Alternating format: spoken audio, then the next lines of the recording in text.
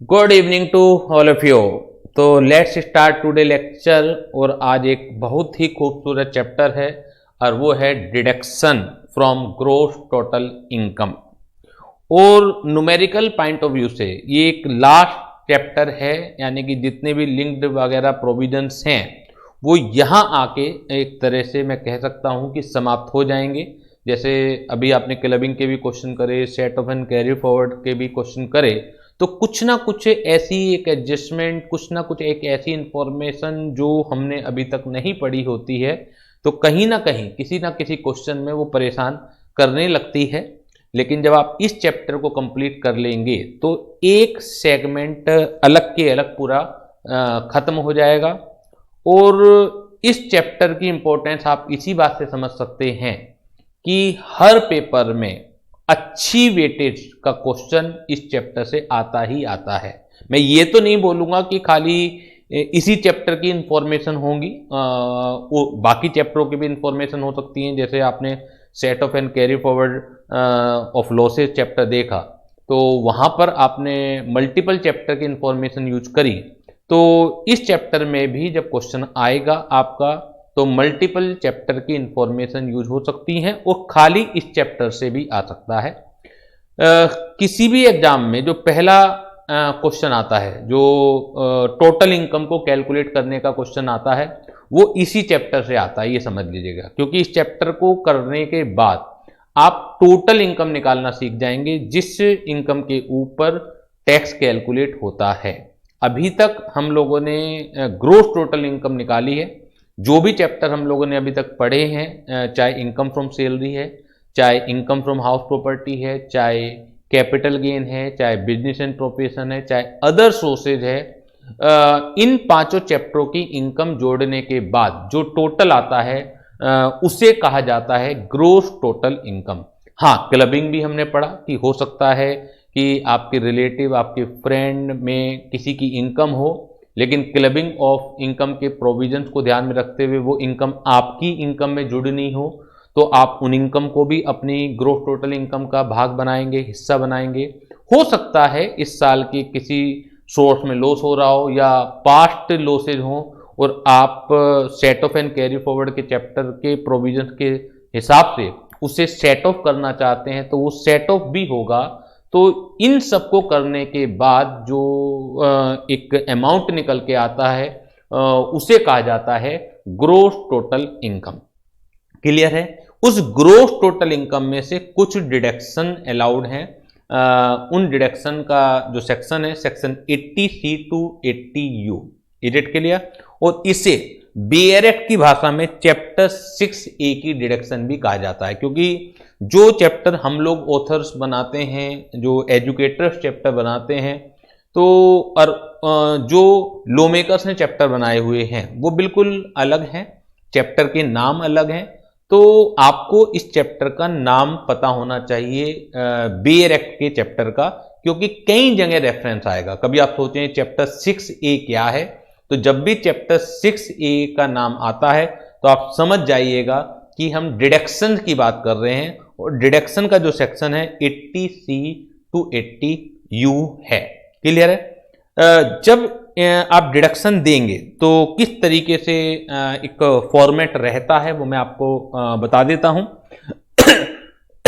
एक एसएससी की different head में डिफरेंट सोर्सेज में इनकम होगी, और कुछ उसने इन्वेस्टमेंट वगैरह कर रखे होंगे जो 80C से 80U बताए जाएंगे। तो जब एसएससी की टोटल इनकम निकालने के लिए कहा जाए, ध्यान दीजिएगा, तीन अलग अलग तरह के क्वेश्चन आ सकते हैं कि या तो आपसे अंडर द हेड इनकम निकालने के लिए कहा जाए, तो फिर आप अंडर द हेड निकालेंगे, जो बाकी इंफॉर्मेशन है जो हेड से रिलेवेंट नहीं है उन्हें आप इग्नोर मारेंगे।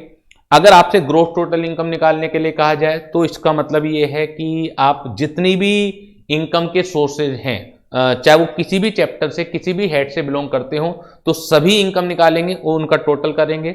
लेकिन साथ के साथ अगर उनमें कोई डिडक्शन दी हुई है, डिडक्शन से रिलेटेड इंफॉर्मेशन दी हुई है, तो उसे आप इग्नोर करेंगे, क्योंकि आपसे पूछा है ग्रोस टोटल इनकम। हाँ, अगर आपसे टोटल इनकम निकालने के लिए कहा जाए तो आपको अंडर द हेड इनकम भी निकालनी है, उसके बाद उनका टोटल भी करना है, उस टोटल में से, जिसे हम ग्रोस टोटल इनकम कहेंगे, उस टोटल में से आपको 80C से 80U तक की अगर कोई डिडक्शन अलाउड है क्वेश्चन में, उस तरह की इंफॉर्मेशन है, तो आपको वो भी अलाउड करनी है और उसे अलाउड करने के बाद आएगा टोटल इनकम। तो ये टोटल इनकम लास्ट है, एक पर्टिकुलर सेगमेंट खत्म हो जाएगा। उसके अलावा कुछ टॉपिक और हैं जो हमें करने हैं, लेकिन उनका फिर पुराने टॉपिक से बहुत ज्यादा कुछ लेना देना नहीं है। लेकिन इस चैप्टर का आप चाहे सैलरी करें चाहे हाउस प्रॉपर्टी करें, कभी कभार कोई क्वेश्चन में इंफॉर्मेशन आ जाती थी, मैं कहता था जी बाद में पढ़ेंगे, ठीक है। तो ये लास्ट चैप्टर है उस तरीके से, एक तरह से कि हम जो बाद में पढ़ेंगे, तो वो अब सारी की सारी लिंक्ड प्रोविजन है। अगर बीच बीच में हमने कोई चैप्टर के अंदर कुछ ऐसा बोला होगा, कोई क्वेश्चन छोड़ा होगा, स्टडी मटेरियल में कोई क्वेश्चन होगा जिससे मैंने कहा होगा कि चलिए बाद में देख लेंगे, तो वो सारे के सारे अब आप कंप्लीट कर सकते हैं। तो जहां तक टोटल इनकम निकालने की बात है, तो हेडिंग मैंने बोला कि जो भी निकलवाया है उसे ही आप हेडिंग में डाल देंगे। तो कंप्यूटेशन ऑफ टोटल इनकम, अभी तक आप क्या लिखते थे बेटा, जो क्वेश्चन में पूछा हुआ है, जनरली पूछा जाता था हाउस प्रॉपर्टी की इनकम निकालिए, तो computation of income under that house property पूछा जाता था। कंप्यूट इनकम फ्रॉम बिजनेस, तो आप लिख देते थे computation of income under that PGBP. अब पूछा जा रहा है computation of total income of जो भी एसएससी है XYZ for the assessment year 2022-23। तो दिस इज द फॉर्मेट जो मैं आपको बताने जा रहा हूं। सबसे पहले आप पांचों हेडों की इनकम निकालेंगे, वो सीरियल वाइज क्रम में लिखेंगे, ऊपर नीचे नहीं करेंगे। अगर आप ऊपर नीचे करते हैं तो आपके नंबर भी ऊपर नीचे हो जाएंगे, फिर मेरे से मत कहिएगा। जैसे इनकम फ्रॉम सैलरी सबसे पहला आता है, इनकम फ्रॉम सैलरी। अगर नहीं है तो बात अलग है, लेकिन अगर सैलरी की इनकम है तो पहले उसे वर्किंग नोट में निकालिए, उसके बाद यहां पर टोटल इनकम के फॉर्मेट में पुट कीजिए। फिर है income from house property, income from house property, तो यहां लिखिएगा। ऐसा मत कीजिएगा कि हाउस प्रॉपर्टी की इनकम को सैलरी से ऊपर लिख दें और सैलरी को फिर हाउस प्रॉपर्टी से नीचे लिखें, वो गलती मत कीजिएगा। ये जो फॉर्मेट है डिसाइडेड है, एक्ट के अंदर ये फॉर्मेट गिवन है, तो आप इसे ऊपर नीचे नहीं कर सकते, जबकि आंसर में फर्क नहीं आएगा। आपने कौन सी चीज ऊपर लिख के जोड़ी, कौन सी चीज नीचे करके जोड़ी, उससे आंसर में क्या फर्क आना है, तो लेकिन नंबर कटेंगे आपके। हाँ, अगर सपोज कीजिए सैलरी इनकम है ही नहीं, तो फिर इतना जरूरी नहीं है कि आप पहले इनकम फ्रॉम सैलरी लिखें और फिर उसे नील लिखें। लिख दें तो बहुत अच्छा हो जाएगा अगर आप ऐसा कर देते हैं, लेकिन अगर नहीं भी लिखते तो उसके नंबर डिडक्ट नहीं होंगे। तीसरा हेड है income from business and profession, income from business and profession. Next है आपका इनकम फ्रॉम कैपिटल गेन, और लास्ट है इनकम फ्रॉम अदर सोर्सेज। ये पांचों हेडों की आप इनकम जोड़ेंगे, पांचों हेडों की इनकम आप ऐड करेंगे। इसमें अगर कुछ क्लबिंग है, माना सैलरी इनकम है और वाइफ की सैलरी, क्योंकि वाइफ एक ऐसे ऑर्गेनाइजेशन में काम करती है जहां पर आपका सब्सटेंशियल इंटरेस्ट है और वाइफ में कोई टेक्निकल और प्रोफेशनल क्वालिफिकेशन नहीं है। ध्यान दीजिए क्लबिंग में इस तरह का प्रोविजन आया था। तो वाइफ की सैलरी निकालिए, पहले अलग से जो प्रोविजन लगने हैं सैलरी चैप्टर के वो निकालिए, और जो टैक्सेबल सैलरी आए वो आप हस्बैंड की सैलरी में जोड़ दीजिए, वो अंडर द हेड ही जुड़ेगी। इसी तरह से जो जो अलग अलग हेड में क्लबिंग होनी है वो कर लीजिए। इसी तरीके से अगर कोई सेट ऑफ भी होना है, हो सकता है सैलरी में प्रॉफिट आ रहा हो और हाउस प्रॉपर्टी में लॉस आ रहा हो, तो हाउस प्रॉपर्टी का लॉस आप सैलरी से सेट ऑफ करके दिखलाएंगे। जस्ट अभी आपने खत्म किया है वो set of and carry forward of losses chapter. तो ये सब करने के बाद जो वैल्यू आती है उसे कहा जाता है ग्रोस टोटल इनकम। उसे क्या कहा जाएगा बेटा? ग्रोस टोटल इनकम बोला जाएगा। इस ग्रोस टोटल इनकम में से कुछ डिडक्शन अलाउड हैं, less deduction under section 80C to 80U। अलग अलग सेक्शन है जिसे चैप्टर 6A भी बोला जाता है बेयर एक्ट में। चैप्टर 6A ये बेयर एक्ट का चैप्टर है जिसे बोला जाता है कि चैप्टर 6A की डिडक्शन। तो ये डिडक्शन देने के बाद जो वैल्यू बचती है दैट इज टोटल इनकम। ये बचेगी बेटा टोटल इनकम। जो भी आप टैक्स रेट इस्तेमाल करते हैं कि 2.5 लाख तक एग्जेम्प्टेड है, अगले 2.5 लाख पर 5% है, तो जो भी हम लोग इस्तेमाल करते हैं तो वो इस टोटल इनकम के ऊपर एप्लीकेबल होता है। तो फॉर्मेट आपको बेटा क्लियर है। अब एक एक करके मैं आपको डिडक्शन के रूल समझाऊंगा, कुछ बेसिक जनरल प्रिंसिपल्स में आपको समझाऊंगा, उसके बाद एक एक करके हम डिडक्शन पढ़ेंगे। और बहुत सावधानी से पढ़नी है क्योंकि एक ना एक क्वेश्चन, मतलब एक क्वेश्चन तो कंपलसरी है ही, एक से ज्यादा क्वेश्चन आ सकते हैं क्योंकि जब भी आपसे टोटल इनकम निकलवाएंगे हो सकता है कि उसमें डिडक्शन कहीं भी वो दे दें। अगर आपसे अंडर द हेड निकलवाएंगे इनकम तो डिडक्शन का यूज नहीं है, लेकिन टोटल इनकम जब भी निकलवाएंगे तो डिडक्शन का यूज जरूर होना है। तो एक ना एक क्वेश्चन जरूर आना है और बारीकी बातें हैं, कोई रॉकेट साइंस तो नहीं है कि आपको समझ नहीं आएगा, ऐसा तो कुछ नहीं है, लेकिन बहुत बारीकी बातें हैं तो उन्हें ध्यान रख पाना थोड़ा सा मुश्किल हो जाता है।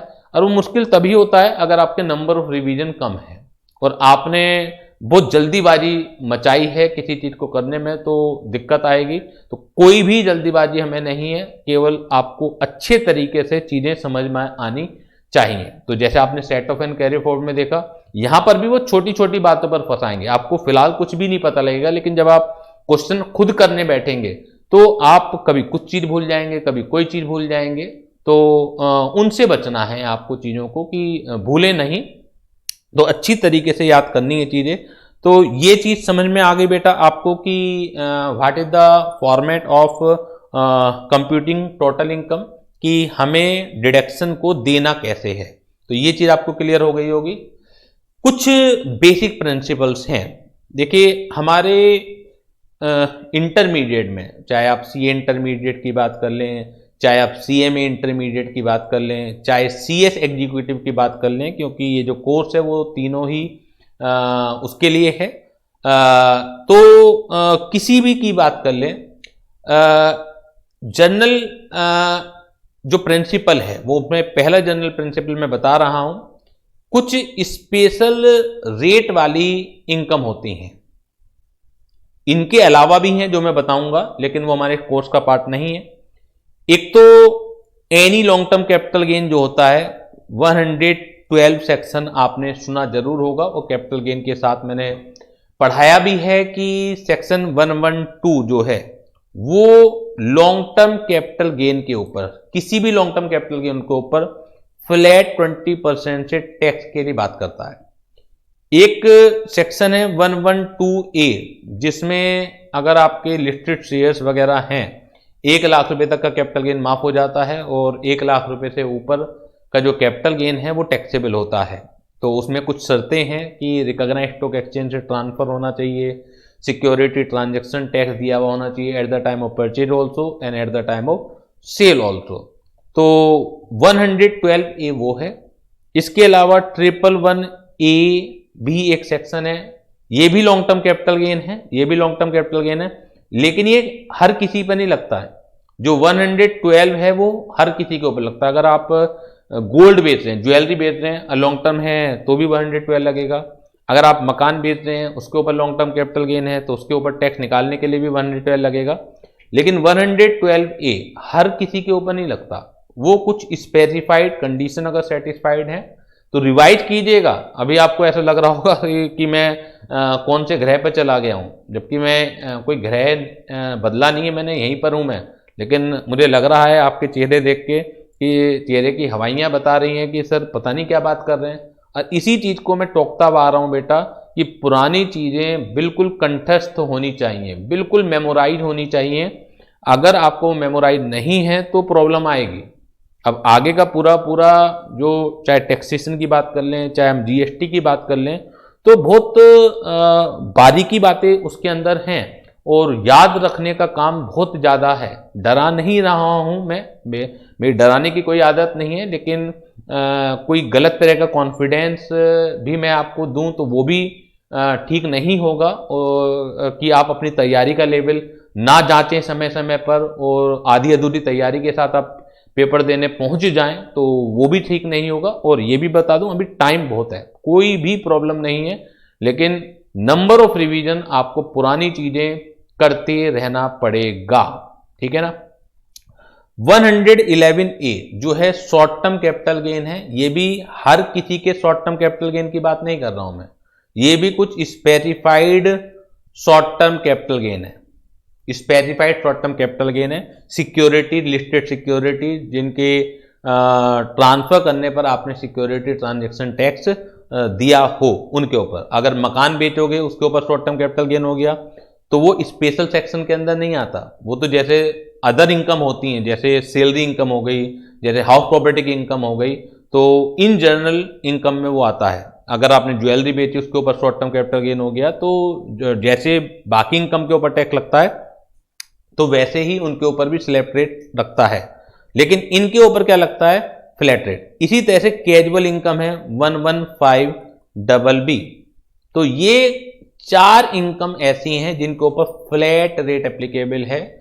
इसके अलावा भी इनकम है जिनके ऊपर फ्लैट रेट एप्लीकेबल है, बट वो इनकम हमारे सिलेबस का पार्ट नहीं है, तो उनकी बात करना बेकार होगा। तो 112 कैपिटल ए, 111A और 115BB, ये आप अच्छी तरीके से समझिएगा। देखिए, अलग अलग पर्पजेज के लिए डिवीजन अलग अलग है। हम सबसे बड़ी गलती क्या करते हैं कि एक चीज जो एक जगह पढ़ लेते हैं वो हर जगह के लिए कॉमन मान लेते हैं, कंपेरिजन नहीं करके चलते। जैसे अभी हम set of and carry forward पढ़ के आए, वहां बिजनेस हेड को कितने पार्टों में डिवाइड किया गया, आप खुद ही बताइएगा कि set of and carry forward chapter के लिए बिजनेस हेड को कितने पार्टों में डिवाइड किया गया है, यानी कि कितने तरह के रूल्स हैं set of and carry forward करने के लिए। 3 तरह के बिजनेसेस में डिवाइड किया गया है। या तो बिजनेस स्पेसिफाइड होगा सेक्शन 35AD का, या स्पेकुलेशन बिजनेस होगा, या अदर देन दीज 2 यानी कि ऑर्डिनरी बिजनेस होगा। लेकिन अगर मैं टैक्सेशन की बात करूं, यानी कि स्पेकुलेशन बिजनेस पर टैक्स निकाला कैसे जाएगा इनकम के ऊपर, स्पेसिफाइड बिजनेस की इनकम के ऊपर टैक्स निकाला कैसे जाएगा, और ऑर्डिनरी बिजनेस की इनकम के ऊपर टैक्स कैसे निकाला जाएगा, तो टैक्स निकालने में कोई भी डिस्टिंग्विश नहीं करना है, यानी कि स्लैब रेट ही लगता है उनके ऊपर। चाहे स्पेकुलेशन बिजनेस हो तो उनके ऊपर भी स्लैब रेट लगेगा, अगर स्पेसिफाइड बिजनेस है सेक्शन 35AD का तो भी स्लैब रेट लगेगा, और ऑर्डिनरी बिजनेस है तो भी स्लैब रेट लगेगा। ये रेट क्लियर?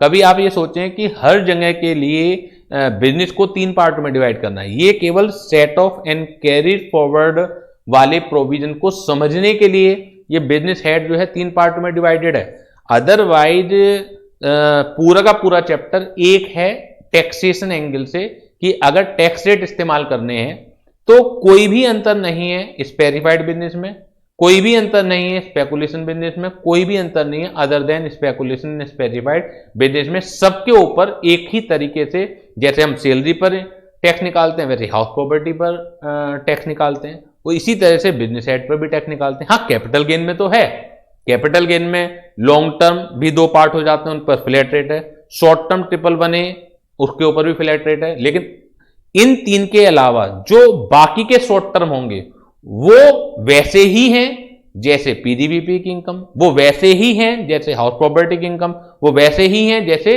सैलरी की इनकम। ज्वेलरी बेचने पर शॉर्ट टर्म कैपिटल गेन हो गया, अब मैं आपसे पूछता हूं कि टैक्स निकालिए, तो कोई अलग से रूल नहीं है। आप जैसे 2.5 लाख एग्जाम करते हैं, और ऐसा भी मत कीजिएगा 2.5 लाख सैलरी में से भी एग्जाम कर दी, 2.5 लाख हाउस प्रॉपर्टी में से भी एग्जाम कर दी, मतलब टोटल इनकम में से 2.5 लाख एग्जाम होना है और बाकी पर स्लैब रेट से आपको टैक्स लगाना है। क्लियर है? लेकिन ये 4 इनकम जो हैं इनके ऊपर फ्लैट रेट एप्लीकेबल है। कैपिटल गेन पर मैं कैपिटल गेन के चैप्टर में पढ़ा चुका था, और लॉटरी वगैरह पर मैं अदर सोर्सेज में भी पढ़ाया था। 30% फ्लैट रेट एप्लीकेबल है।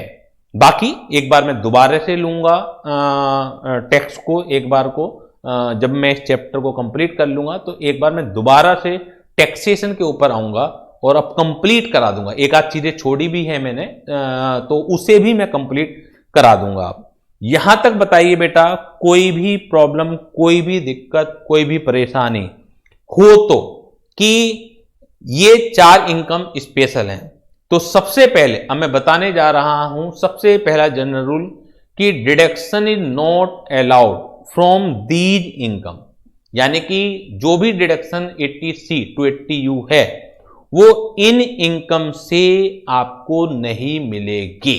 सबसे पहली बात, सबसे पहला general rule, deduction is not allowed from special income given under section 112, under section 112A, 111A and 115BB।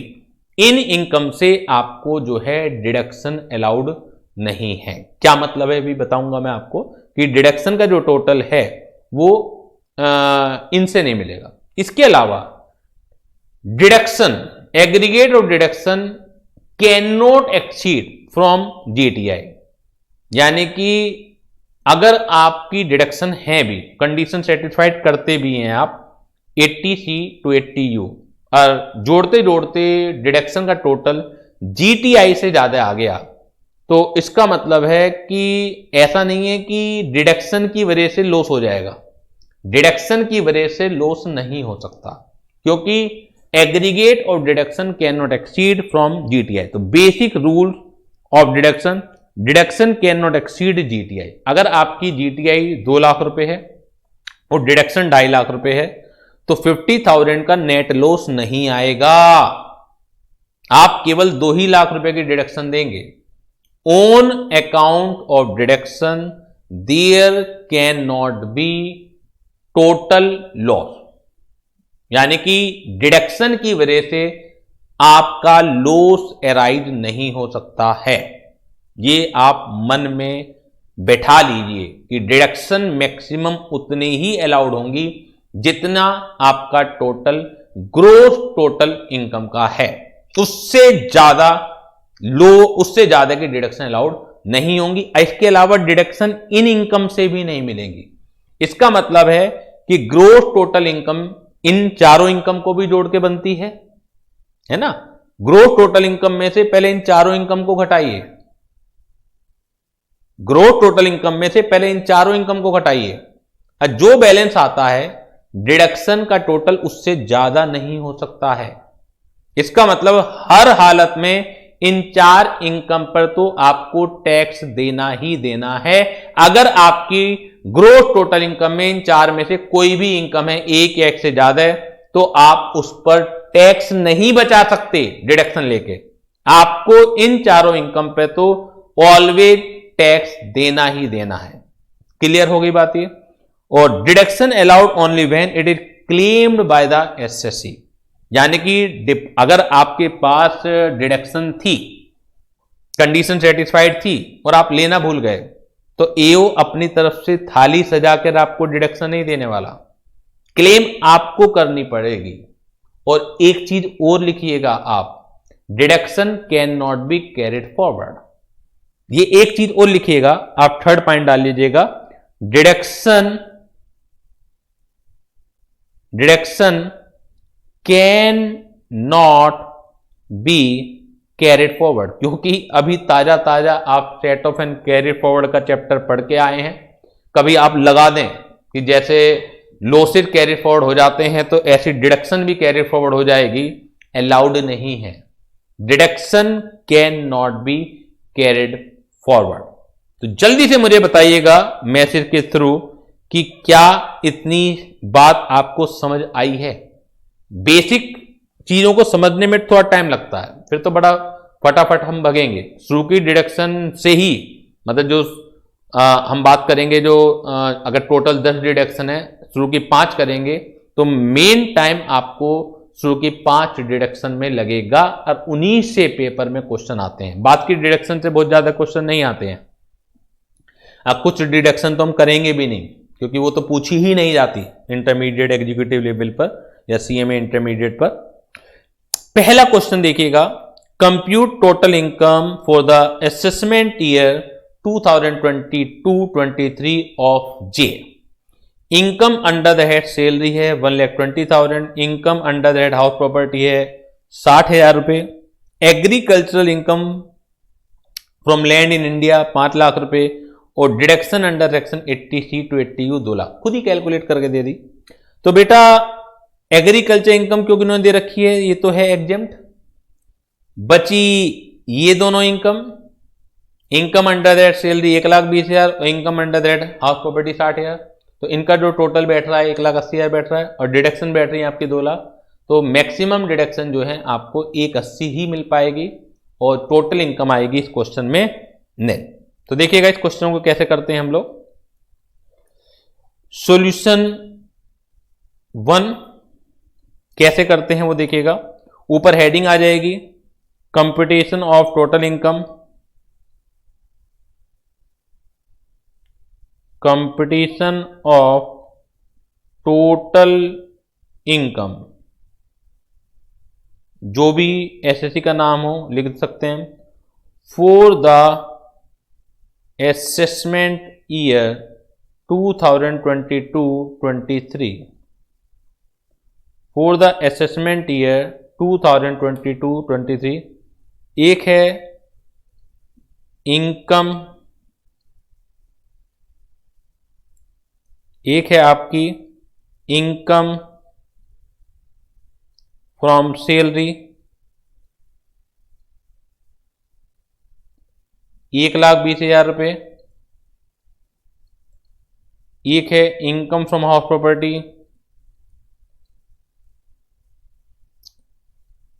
60,000 रुपए, एक एग्रीकल्चरल इनकम थी वो एग्जेम्प्ट हो जाती है तो वो तो वर्किंग नोट में आ जाएगा।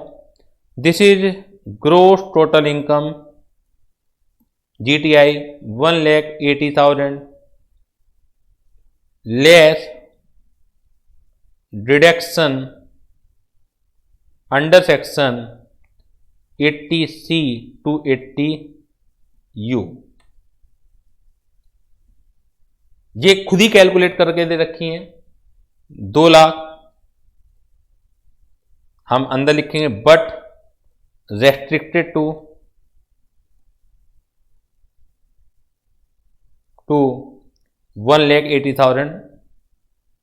तो 1,80,000 क्योंकि GTI का टोटल है तो डिडक्शन 2 लाख मिलेंगी ही नहीं, तो टोटल इनकम आ जाएगी आपकी निल। क्लियर बेटा? Is it clear to all of you?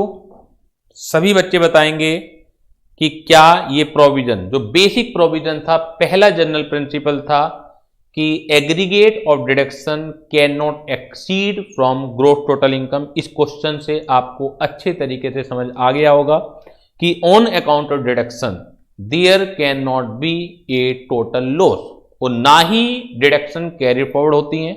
यानी कि अब आप सोचें कि 20,000 रुपए की डिडक्शन बच गई हैं, क्या हम अगले साल कैरी फॉरवर्ड करके अगले साल की GTI में से घटा सकते हैं? बिल्कुल भी अलाउड नहीं है।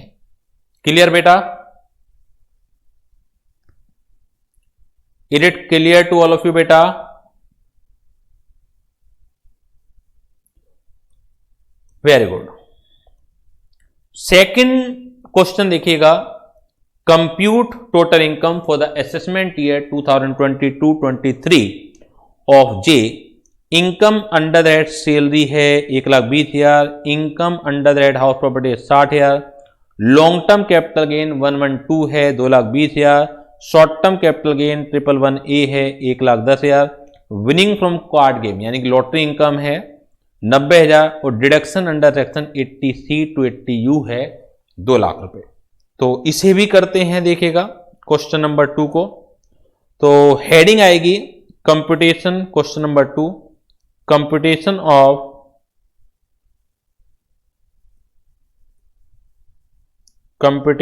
ऑफ total income,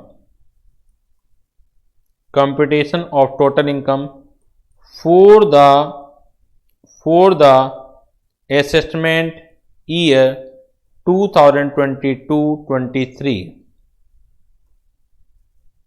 सबसे पहले हम सारी की सारी इनकम लिखेंगे। इनकम फ्रॉम सैलरी है, इनकम फ्रॉम सैलरी है 1,20,000 रुपये। इनकम फ्रॉम हाउस प्रॉपर्टी है 60,000 और इनकम फ्रॉम कैपिटल गेन, ये हेडिंग बनानी पड़ेगी मुझे क्योंकि इसके अंदर दो तरीके के कैपिटल गेन हैं। लॉन्ग टर्म कैपिटल गेन 112 2,20,000 और शॉर्ट टर्म 111A है 1,10,000। तो long term capital gain under section 112 2,20,000 I think है ये, और short term capital gain under section 111A 1,10,000। इसके अलावा है हमारी इनकम फ्रॉम अदर सोर्सेज। अब उसको भी मुझे हेडिंग बनाना पड़ेगा क्योंकि इसमें लॉटरी की इनकम है, lottery card game income, income from card game. How much 90,000, ये 90,000 है। तो इसके अलावा कोई क्लबिंग, कोई सेट ऑफ कुछ है नहीं। ग्रॉस टोटल इनकम जल्दी से बताइएगा बेटा कितना आता है ये ग्रॉस टोटल इनकम। टोटल बताइएगा। 1,20,000 और 60,000 एक 80 हो गया, एक 80 और 2,20,000 4 लाख हो गया, 4 लाख और 2 लाख ये हो गया 6 लाख। एम आई राइट बेटा? आप एक बार चेक कर लीजिएगा गलती ना हो पाए। Less deduction under section 80C to 80U। आपके पास जो डिडक्शन है वो 2 लाख है, लेकिन यहां से भी 2 लाख नहीं मिल पाएंगी क्योंकि ये लास्ट की 3 जो है स्पेशल इनकम है और आपको पता है कि इन 3 स्पेशल इनकम से डिडक्शन नहीं मिलती है। तो 6 लाख में से जब इन 3 स्पेशल इनकम को लेस कर देंगे तो हमारे पास जो बाकी इनकम बचेंगी वो 1,80,000 बचेंगी। इस वजह से डिडक्शन जो आ पाएगी सिर्फ और सिर्फ 1,80,000 ही आ पाएगी और 4,20,000 टोटल इनकम आएगी। और ये 1,80,000 क्यों आई है वर्किंग नोट में देना पड़ेगा कि deduction under section 80C to 80U is not allowed from long term capital gain under section 112, not from short term capital gain 111A and not from lottery income 90,000। तो इस वजह से क्योंकि बाकी इनकम का टोटल 180 है, इन 3 इनकम को हटा के, दैट्स वाई जो डिडक्शन का टोटल होगा, जो अलाउड डिडक्शन का टोटल होगा वो भी 1,80,000 का ही होगा। ये आपको सारी की सारी बातें वर्किंग नोट के अंदर समझा के आनी पड़ेंगी। Now it is clear. Basic provision आपको क्लियर हुए डिडक्शन के या नहीं क्लियर हुए? अभी मैंने डिडक्शन पढ़ाना स्टार्ट नहीं करा है, सिर्फ और सिर्फ मैंने बेसिक प्रोविजन की अभी बात की है कि ये बेसिक प्रोविजन आपको क्लियर हुए कि नहीं हुए। क्लियर हो गए बेटा? Very good. एक तीसरा क्वेश्चन और है, उसे भी देख लेते हैं। Question number 3, mister A aged about 61 years has earned a lottery income 1,20,000 gross during the assessment year 2022-23. He also had interest on fixed deposit of 30,000, 30,000 रुपये का इंटरेस्ट भी है। He invested an amount 10,000 in public provident fund account and 24,000 in national savings certificate। तो जब हम deduction पढ़ेंगे तो तब इनका जिक्र आएगा कि अभी आपको ये तो पता नहीं ना कौन कौन सी डिडक्शन मिलती हैं। अभी तक तो जो 2 क्वेश्चन करे थे वहां तो लिखा हुआ था कि डिडक्शन इतनी अलाउड है, आपको खुद नहीं पहचानना था कि डिडक्शन अलाउड है या नहीं है।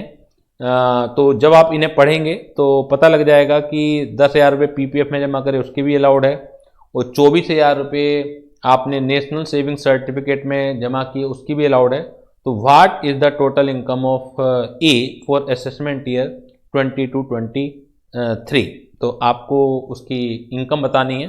तो जब हम डिडक्शन पढ़ लेंगे तो तब इस क्वेश्चन को सोल्व करेंगे। अभी कोई सोल्व करने से कोई फायदा है नहीं, क्योंकि सब चीज़ें मुझे ही आपको बतानी पड़ेगी, आप खुद ही आइडेंटिफाई नहीं कर पाओगे। यहाँ तक कोई भी प्रॉब्लम हो तो मुझे बताइएगा बेटा, यहाँ तक कोई भी आपको प्रॉब्लम हो तो मुझे बताइएगा। अब एक एक करके डिडक्शन पढ़ते हैं। सबसे पहली जो डिडक्शन है that is section 80C। 80C कोई भी डिडक्शन पढ़ें, दो तीन चीजों पर विशेष ध्यान रखना है हमें। सबसे पहले to whom this deduction is allowed. सबसे पहले तो क्वेश्चन यही फंसाएगा आपको कि डिडक्शन कोई, आपको सारे कॉन्सेप्ट पता होंगे लेकिन यही भूल जाएंगे डिडक्शन अलाउड किसे थी, क्योंकि एसएससी तो हमारे पास इंडिविजुअल भी है, एसएससी तो हमारे पास हिंदू अनडिवाइडेड फैमिली भी है, एसएससी हमारे पास कंपनी भी है, एसएससी हमारे पास फर्म भी है, एलएलपी भी है, एओपी बीओआई भी है। तो क्या सारी डिडक्शन सभी एसएससी को अलाउड है या कुछ चुनिंदा एसएससी को अलाउड है? तो ये चीज बड़ी इंपॉर्टेंट है। अभी तक 5 हेड आपने पढ़े तो जनरली वहां पर नहीं फंसते थे हम लोग इस चीज में। हाउस प्रॉपर्टी की इनकम निकालनी है, कंपनी की भी वैसे ही निकालनी है, इंडिविजुअल की भी वैसे निकालनी है, बिजनेस एंड प्रोफेशन की इनकम निकालनी है, कोई भी एसएसयू एक ही तरीका है निकालने का, कैपिटल गेन निकालना एक ही तरीका है इनकम को निकालने का।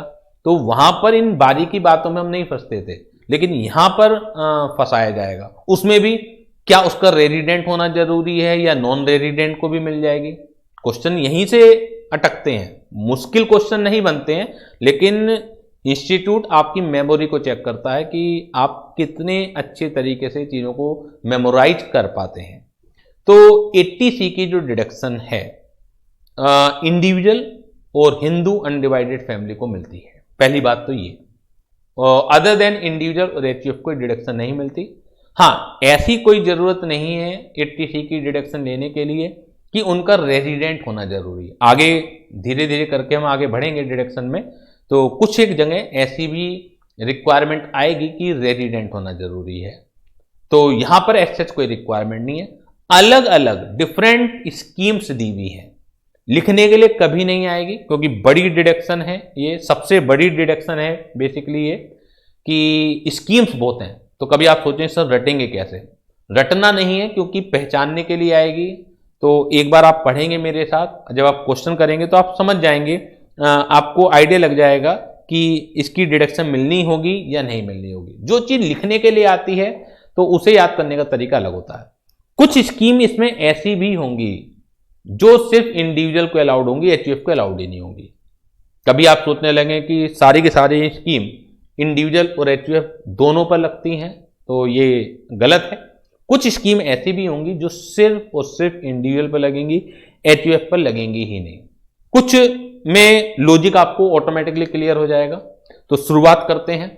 और 80C में जितना भी डिडक्शन है, क्योंकि स्कीम्स बहुत सारी हैं, इसमें जमा कर लीजिए, उसमें जमा कर लीजिए, ऐसा कर लीजिए, वैसा कर लीजिए, लेकिन जो टोटल है, जो कैप लगी हुई है, वो 1.5 लाख रुपए की लगी हुई है। यानी कि इस सेक्शन के अंदर अलग अलग स्कीम में जितना भी आप जमा करेंगे पैसा, उनका टोटल जो है 1.5 लाख रुपए से ज्यादा नहीं होना चाहिए।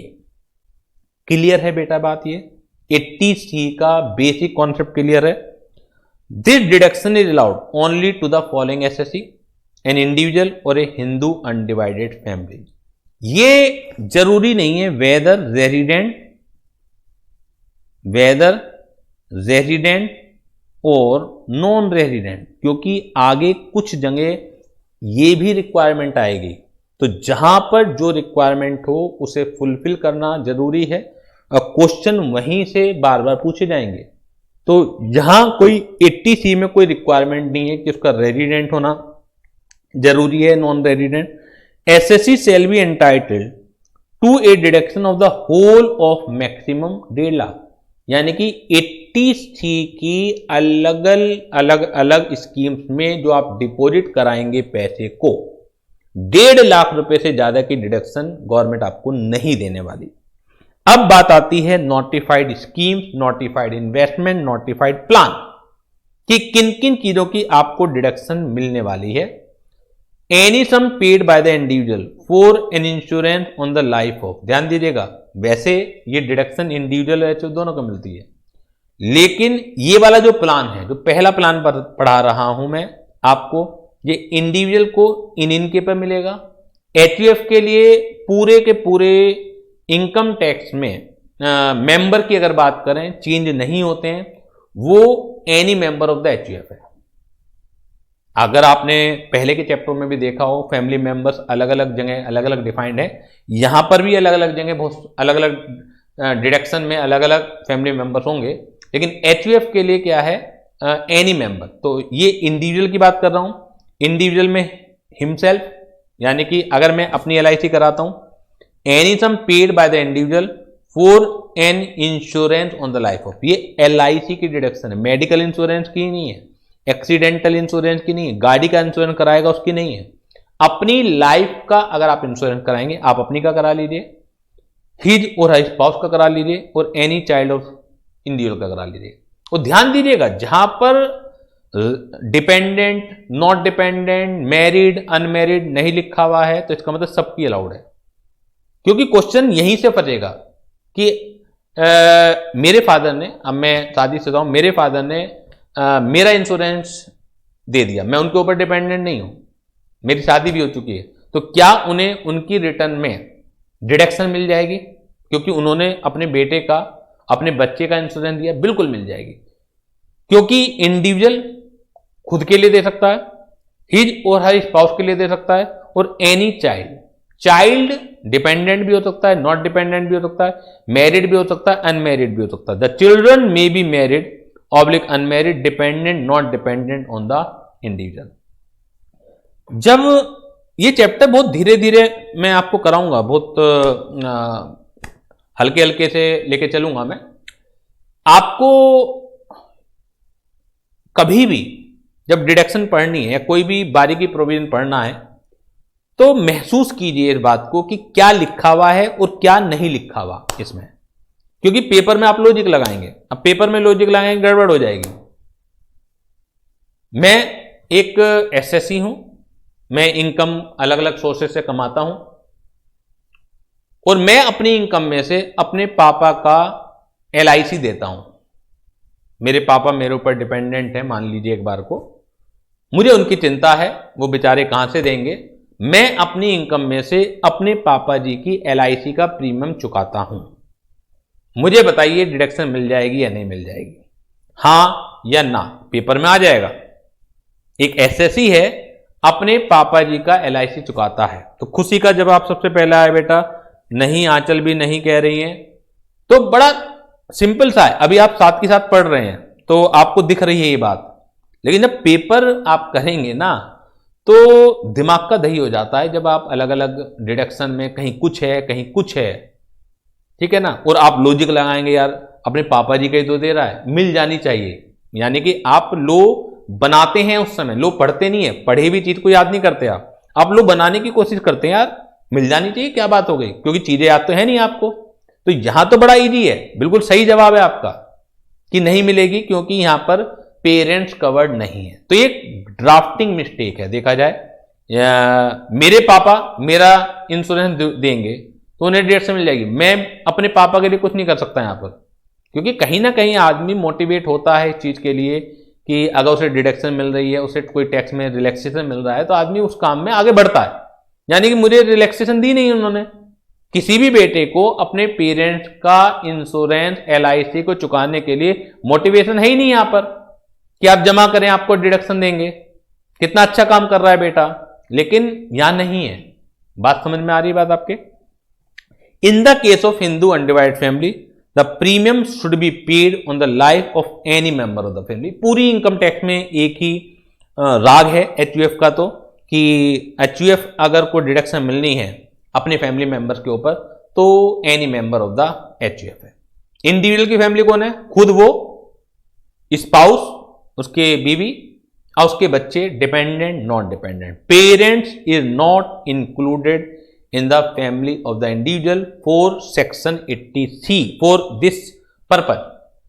अब प्रीमियम कितना चुका सकते हैं आप, ये बड़ा अलग अलग तारीखों पर अलग अलग परसेंटेज है, बड़ी फंसते हैं बच्चे इसमें। तो 4 पॉलिसीज इशूड ऑन और बिफोर 31 मार्च 2012, डेट याद रखिएगा 31 मार्च को भी अगर पॉलिसी इशू हुई है या उससे पहले हुई है तो 20% ऑफ कैपिटल सम एस्योर्ड तक का प्रीमियम आपको अलाउड होगा। यानी कि आपकी 1 लाख का सम एस्योर्ड है और आप 25,000 रुपए का प्रीमियम दे रहे हैं तो मैक्सिमम 20,000 रुपए का ही प्रीमियम अलाउड होगा जो पॉलिसी 31 मार्च 2012 तक इशू हो गई। अगर 1 अप्रैल 2012 को इशू हुई तो फिर 20% नहीं है। फिर है फॉर पॉलिसी इशूड ऑन और after 1 April 2012 10% of the capital sum assured. और आगे देखिएगा फॉर पॉलिसी इशूड ऑन और after 1 April 2013 for the insurance on the life of a person who is, जो पॉलिसी 1 अप्रैल 2012 के बाद इशू हुई उसके लिए आपको 10% ही मिलेगा। जो 1 अप्रैल 2012 से पहले इशू हो गई 20% तक का प्रीमियम अलाउड हो जाएगा। लेकिन 1 अप्रैल 2013 को कुछ ध्यान आया गवर्नमेंट के, यार कुछ व्यक्ति हो सकते हैं फैमिली में जिनके कोई प्रेस्क्राइब डिसीज है उन्हें लगी हुई, उनका इंश्योरेंस महंगा होगा तो उन्हें दे दिया 15% of the capital sum assured. लेकिन ये ध्यान आया उन्हें 1 अप्रैल 2013 के बाद। ए पर्सन विद डिसेबिलिटी और a person with severe disability as referred in section 80 हम पढ़ेंगे, और सफरिंग फ्रॉम डिसीज और ailment as specified in the rule made under section 80DD, ये भी पढ़ेंगे। अगर किसी व्यक्ति को 80DD की बीमारी है या 80U की डिसेबिलिटी से सफर कर रहा है और आप उसके लिए प्रीमियम देते हैं तो उसका प्रीमियम का 15% तक भी प्रीमियम हम अलाउ कर देंगे। ये 1 अप्रैल 2013 के बाद है। क्लियर हो गई बात ये। नेक्स्ट स्कीम जो है contribution by the employee to SPF और RPF, ये केवल इंडिविजुअल की बात करेंगे हम, क्योंकि एम्प्लॉय जो है सिर्फ और सिर्फ इंडिविजुअल हो सकता है। HUF एम्प्लॉय कैसे हो जाएगा? तो आपको अगर ध्यान होगा, सैलरी चैप्टर आपने पढ़ा होगा, दोबारा से रिवाइज किया होगा, पुराना ध्यान होगा, तो वहां पर इस चीज की बहुत बार यूज होता था कि प्रोविडेंट फंड कंट्रीब्यूशन, एक तो एम्प्लॉयर कंट्रीब्यूट करता था और एक एम्प्लॉय कंट्रीब्यूट करता था।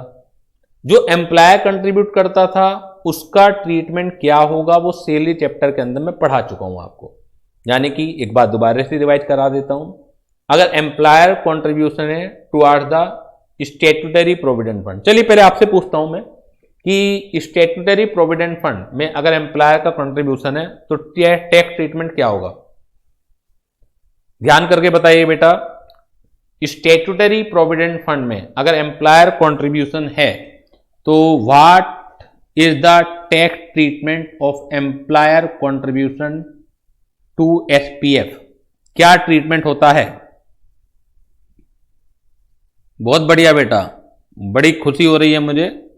आंचल का जवाब आया है एग्जेम्प्ट, सस्टी नॉट टैक्सेबल। और भी बच्चे जवाब दीजिए, पार्टिसिपेट कीजिए बेटा। Anshika exempt, very good. तो SPF में एम्प्लॉयर का जो कंट्रीब्यूशन होता है वो एग्जेम्प्ट होता है, बिल्कुल, बहुत बढ़िया। जो रिकॉग्नाइज्ड प्रोविडेंट फंड में एम्प्लॉयर का कंट्रीब्यूशन होता है उसका क्या होता है बेटा? Employer contribution to the RPF क्या होता है? Under that salary up to 12% exempt. Very good Aanchal, बहुत बढ़िया। 12% से ऊपर टैक्सेबल हो जाएगा, वेरी गुड। URPF में अगर एम्प्लॉयर कंट्रीब्यूट करेगा तो उसका क्या होता है? ना एग्जेम्प्ट ना टैक्सेबल, लेकिन रिटायरमेंट के बाद फिर वो टैक्सेबल होता है। ध्यान आ रहा है? अरे एक चौथा था PPF में एम्प्लॉयर कंट्रीब्यूट कर ही नहीं सकता, वो तो SSC खुद करेगा। तो 4 ही तरह के प्रोविडेंट फंड होते थे। अब मैं बात कर रहा हूं कि जो एम्प्लॉय कंट्रीब्यूट करेगा उसका क्या होगा। तो अगर एम्प्लॉय स्टैट्यूटरी प्रोविडेंट फंड में कंट्रीब्यूट करेगा वो डिडक्टेबल है अंडर सेक्शन 80C, यानी कि 80C में उसकी डिडक्शन मिलती है। अगर रिकॉग्नाइज्ड प्रोविडेंट फंड में कंट्रीब्यूट करेगा तो उसकी भी डिडक्शन मिलती है, और यहां पे कोई परसेंटेज कैप नहीं है कि 12% तक ही करेगा तो डिडक्शन मिलेगी, 12% से ऊपर की डिडक्शन नहीं मिलेगी, कुछ नहीं है। यूआरपीएफ में करेगा कोई डिडक्शन अवेलेबल नहीं है। अगर आप दोबारा से अब आज घर जाके दोबारा से रिवाइज करेंगे प्रोविडेंट फंड के रूल, तो वहां पर भी ये वाली बात लिखी है, लेकिन वहां उतनी अच्छी तरह समझ में नहीं आती। अब दोबारा से जब आप रिवाइज करेंगे तो ऑटोमेटिकली कोरिलेट कर लेंगे कि अगर यूआरपीएफ में एम्प्लॉय कंट्रीब्यूट कर रहा है तो सैलरी चैप्टर में कुछ नहीं होता, एम्प्लॉय कंट्रीब्यूट करता है उस समय भी कुछ नहीं होता, और एम्प्लॉय कंट्रीब्यूट करेगा तो कोई भी डिडक्शन उसे नहीं मिलेगी, तो ये नुकसान है। और पीपीएफ में करेगा तो थर्ड पॉइंट देखिएगा, any contribution to a public provident fund by the individual और Hindu undivided family. Hindu undivided family किसी भी मेंबर के लिए कर सकता है। इंडिविजुअल किसके लिए करेगा? जो एलआईसी में पर्सन मेंशन थे। The contribution may be made to an account standing in the name of any person mentioned as per the life insurance, यानी कि मैं अपनी बेटी के नाम से पीपीएफ में जमा करा रहा हूं, मुझे डिडक्शन मिल जाएगी। मैं अपनी स्पाउस के नाम से पीपीएफ में जमा करा रहा हूं, डिडक्शन मिल जाएगी। बात क्लियर हो गई बात बेटा? पहला पॉइंट था एलआईसी के लिए, दूसरा पॉइंट आरपीएफ और स्टैट्यूटरी प्रोविडेंट फंड के लिए, थर्ड पॉइंट पीपीएफ के लिए। क्लियर हो गई? 3 स्कीम क्लियर हो गई। चौथा point, contribution by the employee to superannuation fund. एक तो होता है एम्प्लॉयर का contribution toward the superannuation fund, उसका ट्रीटमेंट सैलरी में मैं बता चुका हूं कि कितना एग्जेम्प्टेड होगा, कितना टैक्सेबल होगा, ठीक है ना। और एक होता है एम्प्लॉय का contribution toward the superannuation. Superannuation भी रिटायरमेंट बेनिफिट फंड कहते हैं, तो वो डिडक्टेबल है अंडर सेक्शन 83। जो एम्प्लॉयर का कंट्रीब्यूशन होगा सैलरी वाले रूल लगेंगे, पढ़िएगा दोबारा से उसे। Fifth point, any subscription in the name of any person specified in point number 1 above to any notified scheme. जो पॉइंट नंबर 1 में यानी कि जो एलआईसी में लोग थे उनके नाम में अगर आप ये सब्सक्रिप्शन लेंगे तो उसकी भी आपको डिडक्शन है। कौन कौन से? सब्सक्रिप्शन बाय द इंडिविजुअल और HUF to national saving scheme 1992, NSC के सर्टिफिकेट होते हैं, पैसा जमा करते हैं, उस पर ब्याज मिलता है। अगर आप इंडिविजुअल हैं तो इंडिविजुअल जो एलआईसी में फैमिली मेंबर्स थे उनके नाम से लेता है। एचयूएफ जो एलआईसी में फैमिली मेंबर्स थे, एचयूएफ के लिए तो पूरे इनकम टैक्स में भी एनी मेंबर होता है, तो एनएससी अगर लेते हैं तो डिडक्शन मिलेगी। सबसे इंपॉर्टेंट बात है बी, सम पेड और deposited in the name of a girl child under the Sukanya Samriddhi account scheme. ये बहुत बढ़िया स्कीम चला रखी है गवर्नमेंट ने कि गर्ल्स चाइल्ड के लिए, और काफी अच्छा ब्याज मिलता है। किसी और स्कीम में जितना ब्याज इसके अंदर है कहीं नहीं मिलता, लेकिन इसमें ऐसा नहीं है कि कितनी भी बड़ी लड़की हो जाए आप उसके नाम से जमा करा सकते हैं। एक एज निर्धारित है, 9 साल या 10 साल है, उससे पहले पहले आपको इस गर्ल चाइल्ड के लिए आपको ये अकाउंट खुलवाना पड़ता है, तो आपको अच्छा ब्याज मिलता है। For the purpose of clause B above, the sum paid by the individual for any girl child of that individual or any girl child for whom such person is the legal guardian। यानी कि यहां पर girl child का मतलब क्या है? या तो आप एक पेरेंट्स ही हों उसके, है ना, या आप उसके लीगल गार्जियन हो, यानी कि आपकी खुद की बेटी नहीं भी है वो, लेकिन एडॉप्टेड है, लीगल गार्जियन है, तो भी आपको ये डिडक्शन मिल जाएगी। सुकन्या समृद्धि स्कीम। 5 स्कीम समझ में आ गई। 6th स्कीम है any subscription by the individual और Hindu undivided family to national saving certificate 8th और 9th इशू। एनएससी को ध्यान रखिएगा, अभी पीछे आपने क्या ध्यान रखा था? National saving scheme, NSS, national saving scheme, और यहां पे क्या है बेटा?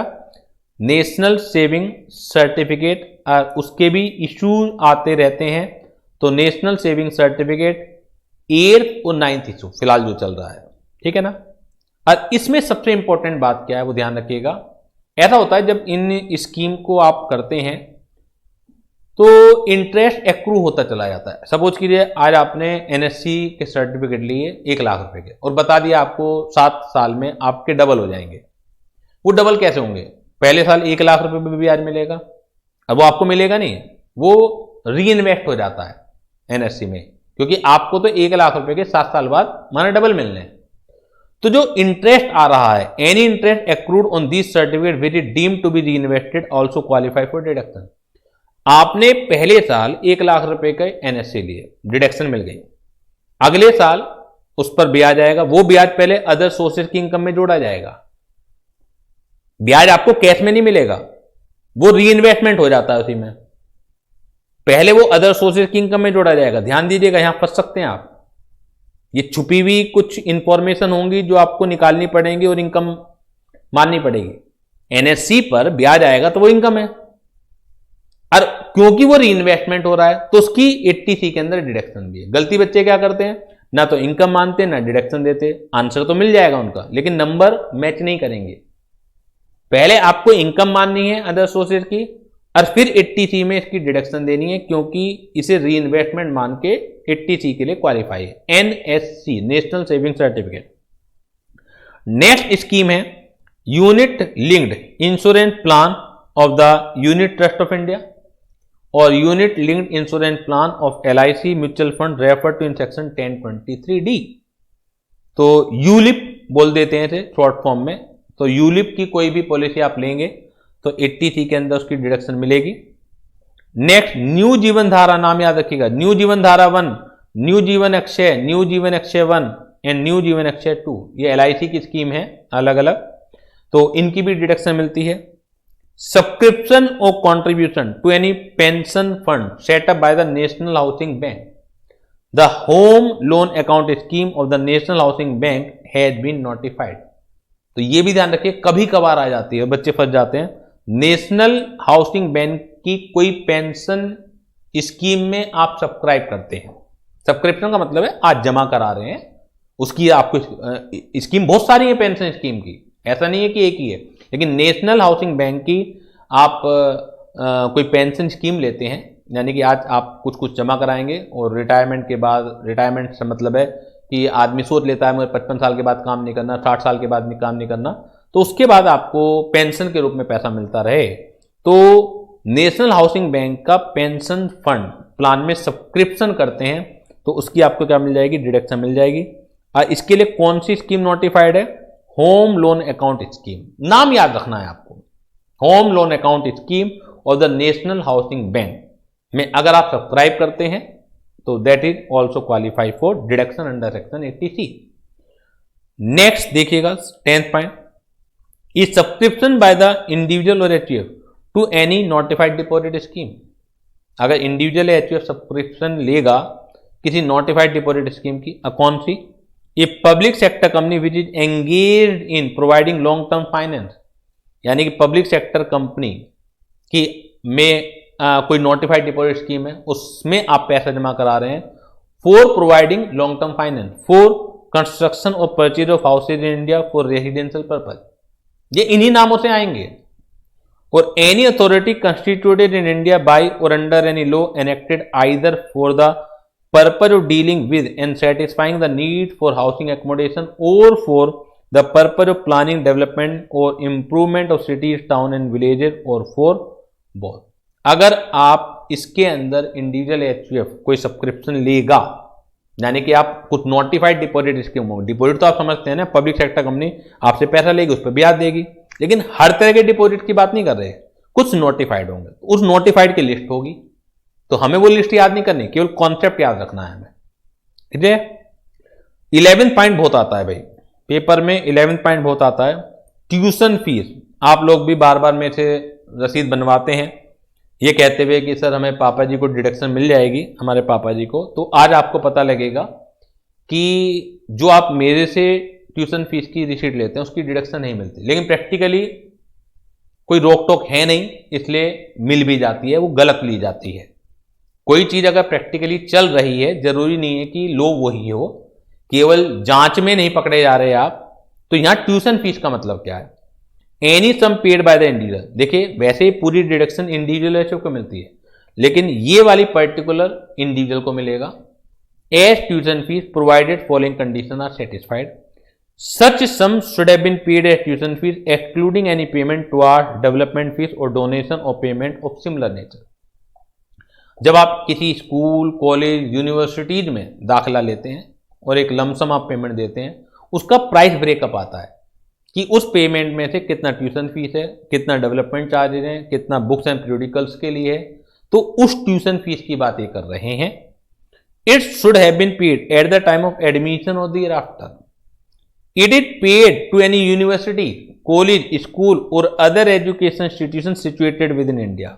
अगर आप इंडिया से बाहर की किसी यूनिवर्सिटी में दाखिला ले रहे हैं और वहां पर ट्यूशन फीस दे रहे हैं, उसकी डिडक्शन नहीं है। तो ये चीज इंपॉर्टेंट है, ये चीज इंपॉर्टेंट है कि सिचुएटेड विद इंडिया। लेकिन यहां पर कोई कोचिंग इंस्टीट्यूट को जो आप ट्यूशन फीस देते हैं उसकी डिडक्शन नहीं है। स्कूल, कॉलेज और अदर टाइप के जो सिमिलर इंस्टीट्यूशन होते हैं जो सिचुएटेड विद इन इंडिया है। तो होने के लिए तो हम भी सिचुएटेड विद इंडिया, लेकिन हम यूनिवर्सिटी, कॉलेज, स्कूल के अंदर नहीं आते ना। It is paid for the purpose of full time education. Coaching जो आप करते हैं कोई फुल टाइम एजुकेशन की कैटेगरी में थोड़ी आता है भाई वो। तो ये भी चीज इंपॉर्टेंट है, full time education.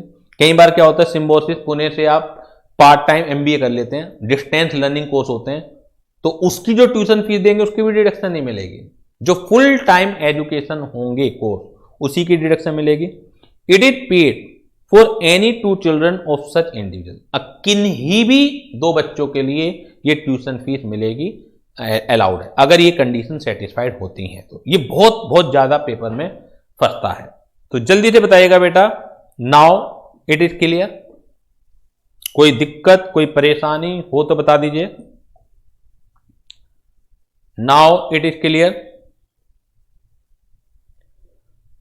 12th point, ये भी कभी कभार फंस जाता है और अटक जाते हैं बच्चे। ये हाउस प्रॉपर्टी के लिए है। हाउस प्रॉपर्टी का जो इंटरेस्ट है आपको पता है अलाउड हो जाता है under the head house property. लेकिन अगर आप प्रिंसिपल अमाउंट चुका रहे हैं तो क्या under the head house property कोई डिडक्शन है उसकी, बताइएगा। आपने लोन लेके मकान खरीदा या बनवाया, उसके ऊपर ब्याज दे रहे हैं, तो ब्याज की डिडक्शन तो आप under the head house property पढ़ लेते हैं। अगर सेल्फ ऑक्यूपाइड है तो उसमें कैप लगी हुई है कि मैक्सिमम 30,000 या 2 लाख, और लेट आउट प्रॉपर्टी में तो कितना भी इंटरेस्ट होगा उसकी डिडक्शन मिल जाएगी। लेकिन क्या प्रिंसिपल अमाउंट की डिडक्शन है? नहीं है। प्रिंसिपल अमाउंट की डिडक्शन यहां पर है अगर ये कंडीशन सेटिस्फाइड होती है। Any payment by the individual और एचयूएफ, ध्यान दीजिएगा। वहां पर जब आप हाउस प्रॉपर्टी की बात करते हैं, एक कंपनी के पास हाउस प्रॉपर्टी उसने लेट आउट कर रखी है, इंटरेस्ट की डिडक्शन तो उसे भी मिल जाएगी, लेकिन प्रिंसिपल की डिडक्शन नहीं मिलेगी। प्रिंसिपल की डिडक्शन केवल मिलती है किसे? इंडिविजुअल और एचयूएफ को। फॉर परचेज और construction of a house property, नहीं, रेसिडेंशियल प्रॉपर्टी, ध्यान दीजिएगा। वहां पर आप दुकान खरीदते हैं, दुकान को किराए पर चढ़ा देते हैं, दुकान को आप उधार में खरीदते हैं, उसका इंटरेस्ट अलाउड है अंडर द हाउस प्रॉपर्टी। लेकिन यहां पर जो प्रिंसिपल अमाउंट है वो सिर्फ और सिर्फ रेसिडेंशियल हाउस प्रॉपर्टी, एक ऐसी residential house property the income from which is chargeable to tax under that income from house property. ध्यान दीजिएगा, क्योंकि एक रेसिडेंशियल हाउस प्रॉपर्टी ऐसी भी होती है, अभी आप पीछे पीजीबी पे पढ़ के आए हैं, तो रेसिडेंशियल हाउस प्रॉपर्टी ऐसी भी होती हैं जिनकी की इनकम पीजीबीपी में टैक्सेबल हो सकती है। अगर आपका मेन काम उन हाउस प्रॉपर्टी को किराए पर देना ना हो, आप केवल अपने एम्प्लॉय को दे रहे हैं हेल्पिंग के लिए, जिससे आपका बिजनेस अच्छी तरीके से चले, तो एम्प्लॉय से जो किराया आएगा उन रेसिडेंशियल हाउस प्रॉपर्टी का, that will be chargeable under that house property, under that PGBP. तो उस हाउस प्रॉपर्टी की बात नहीं कर रहे हैं हम लोग, एक ऐसी रेसिडेंशियल हाउस प्रॉपर्टी की बात कर रहे हैं, परचेज और कंस्ट्रक्शन कराया हो आपने, जिसकी की इनकम हाउस प्रॉपर्टी में टैक्सेबल है। Such payment may be made towards any self financing और other scheme of any development authority housing board. अब ये जो ABCD है पार्ट, इन्हें ध्यान से पढ़िएगा बेटा। जब आपको इंटरेस्ट की डिडक्शन मिलती है, बशर्ते कि जेन्युइन होना चाहिए, आप अपने दोस्त से उधार ले लीजिए, उसे इंटरेस्ट दीजिए, डिडक्शन मिल जाएगी। लेकिन अगर आप अपने दोस्त से उधार लेके आप कोई रेजिडेंशियल हाउस प्रॉपर्टी बना रहे हैं, under the head house property interest की डिडक्शन मिल जाएगी, लेकिन प्रिंसिपल की डिडक्शन नहीं मिलेगी। प्रिंसिपल की डिडक्शन तभी मिलेगी अगर आपने पेमेंट इन लोगों को किया हो, इन लोगों से उधार लिया हो, स्पेसिफाइड है ये। एनी सेल्फ फाइनेंसिंग और other scheme of any development authority या हाउसिंग बोर्ड, या टू एनी कंपनी और ए कोऑपरेटिव सोसाइटी और with the assessee race holder.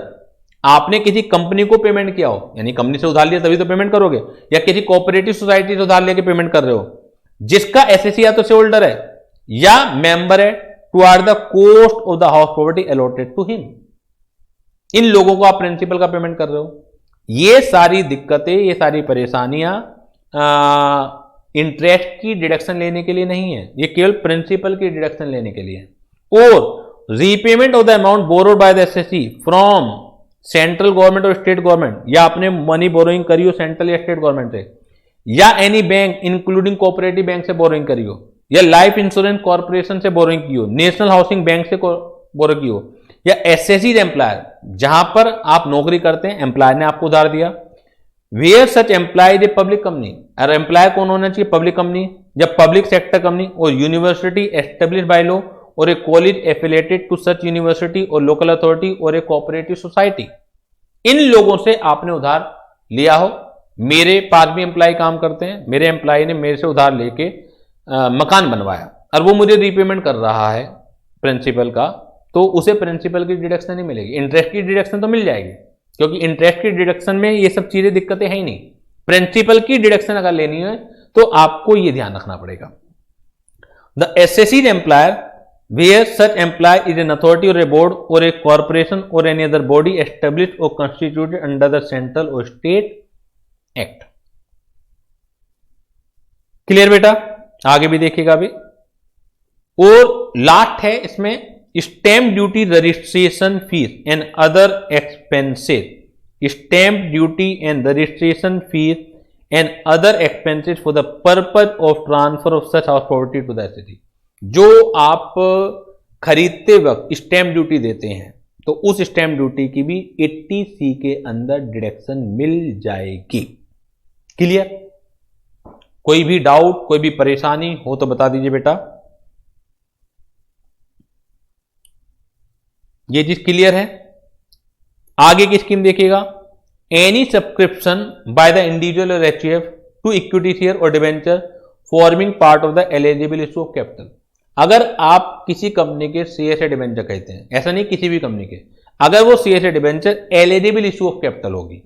Sir ये एलिजिबल इशू ऑफ कैपिटल क्या होती है? कुछ ध्यान रखने की जरूरत नहीं, आपको केवल ये कीवर्ड याद रखना है।